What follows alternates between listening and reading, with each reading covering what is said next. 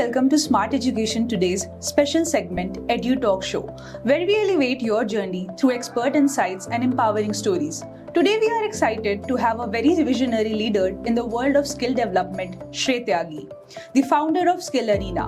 Skillarena has been making waves in the domain of online learning and skill development programs, helping individuals to unlock their potential and achieve career success. Welcome to the show, Shrey. Let's dive straight into it. Skillarena is doing some incredible work in the education space. Could you start us by telling our viewers a bit about Skillarena and its mission? First of all, thank you, Hera, for having me and the entire team. It's very simple when we talk about Skillarena, what we're doing at the core. So it's a very crucial problem in India that only 5% of the overall population is actually skilled at par to the standards, which is when we compare it to Japan or Australia or America, the numbers are in double digits and they cross around 50% of the population. So it's a clear gap that at all levels, all sectors, all domains, skill development is a crucial challenge. If you are skilling after your job or if you want to get your first job, skilling has been a major crisis, because of which there are huge numbers of unemployment and underemployment every year in the country. And that is what the problem we are solving at the very core, which is that we want to make people, especially youngsters, which is from 18 to 29 years of age, skilled and job ready for the market of India. And that is the only way to actually excel the entire country. The youth has to be skilled and educated. And once they are educated and skilled, they can also go around for self-employment. But the core is that the failure that the education system has put forward in the higher education scenarios, we're trying to solve that out. And that's the very basic. We upskill youngsters of India and make them job ready. That's amazing. The gap between the traditional education and the real world skill is something we hear about often. So what do you think are the key skills that today's learners and developers need to, develop to stay in the competitive job market? I feel it's a very diverse question and it has diverse answers. But some things that I clearly see is that the people, whichever skill they choose today, this especially the youngsters, they have to go for less. What I see very popular, the fab is in colleges and universities, that we want to touch on all of the things, that we want to do web dev also, we want to go into app development also, we want to do marketing also, basically sales also. Jack of all trades, masters. So, but that does not feel good to a founder or an HR looking for a person for a right role, because they can see multiple things around in your resume, but they cannot make a concrete decision because there's no penetration on any of the sides. So that's one thing. One domain specific skill that you choose, either it's design, either it's creativity, either it's anything, because today careers are open in almost every field because of the digital revolution we live in, and there are like a plethora of opportunities right now in the industry. But one domain specific skill that you any day can choose on and you can pounce on, like this is my go-to, this is where I'll hit the shot. That's one. And number two, one non-technical skill, like a soft skill, a personality dev skill, basic content writing, basic email writing. So you have to be street smart.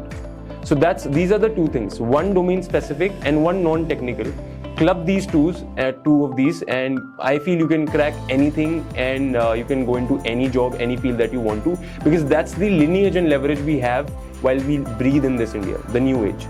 So that's what I would advise to anyone. I won't restrict it to these are the top skills that you can go around, because every student has a journey, right? They are coming from different backgrounds, different aspirations and different mapping of lives. So every story is unique. So all they need to do is they need to go penetrative on one domain, which is their sweet spot and where they'll smash the ball out of the court. And the next one is that a non-technical skill, which they can obviously add on to become a better personality and a better package for any HR, any interviewer who's reviewing their profile. Absolutely. Those are the essential skills that everyone should consider redefining. Now, Skillarena focuses on providing practical learning experiences. Can you elaborate on how you can make courses more hands-on and relevant for today's learners? So when we started, actually, we were a team of 5, and we were like one person was onboarding mentors. We were procuring content. We were like adding on to the dripping of the content on the website. We were editing it ourselves. So it was just like a very basic thing that we were doing, a very basic process. But today we fret a lot about what type of content we want to create, because now we've realized a good content, good courses and practical application can do a lot and can value a lot in a youngster's life.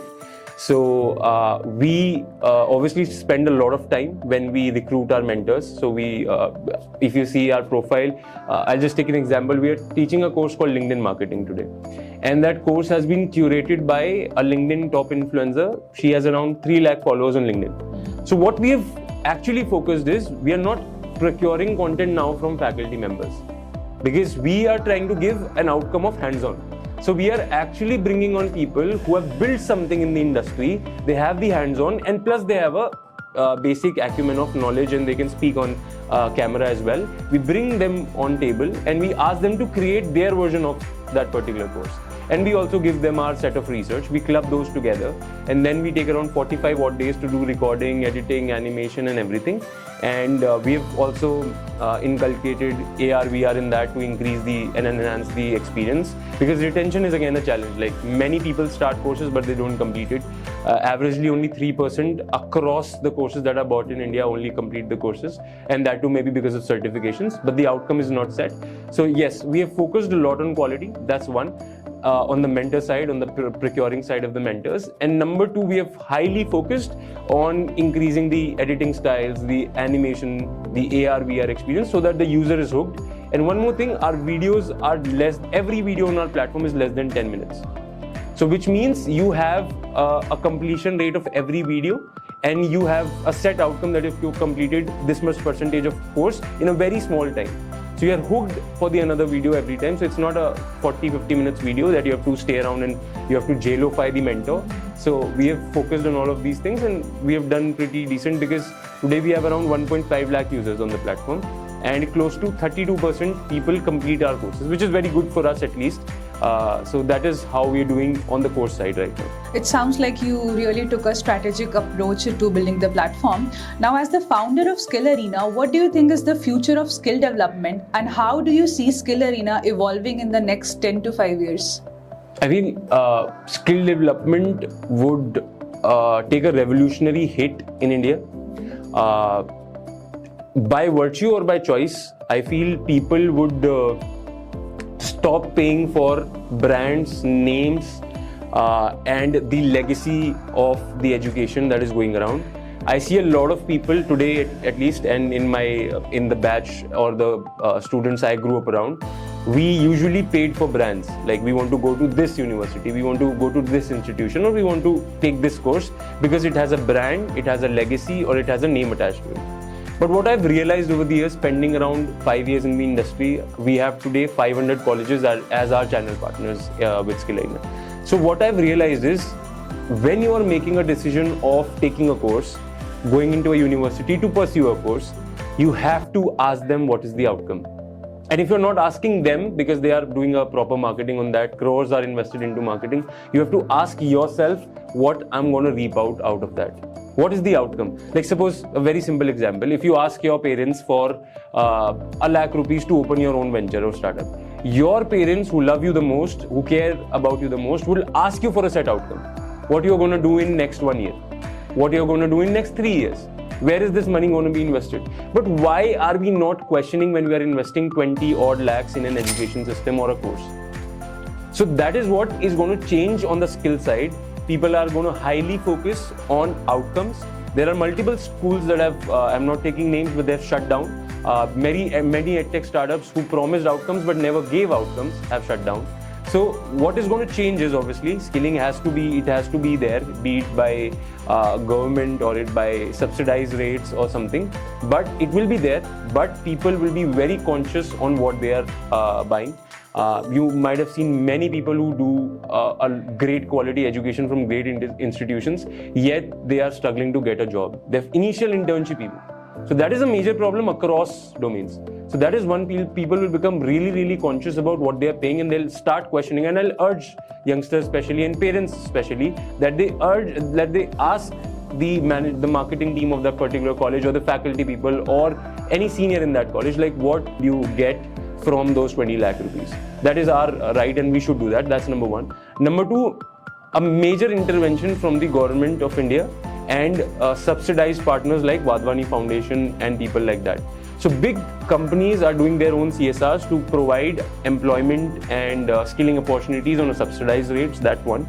And government of India has also consciously taken a lot of efforts to create such platforms who can provide affordable skilling to people. So more or less, a business would, this industry would see a B2G side, business to government side. And number two, it will become really, really affordable. People will become more conscious about buying.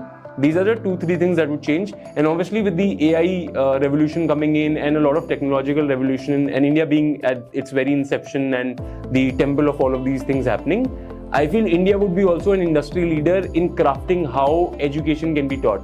Because if you can do it for 1.4 billion people, you can do it for the rest of the world. Because Pakistan is there, Myanmar is there, Sri Lanka is there, entire APAC is there, Africa is another continent that is coming up. Because they are like 10 years behind us, particularly when we talk about skill tech.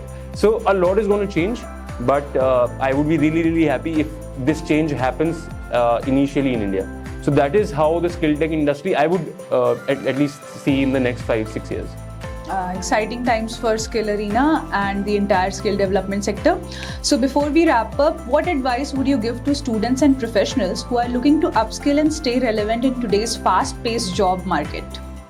Right. So I would say we like when we think of a job, I think everybody should think about a reverse innovation approach.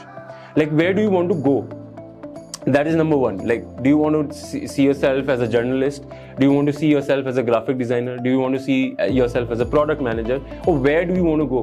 Right. So if you start from the very beginning, and you try to divert in fields, it's very difficult. You have to have a set goal. Where do you want to go? Or at least if you are very naive right now, or you are not informed well, so there's no harm. You just pick an industry that this is where I want to go. This is where I see myself in this industry doing some stuff around this domain of industry. So that is one. And now draw a reverse map towards your education. Now, what college I choose?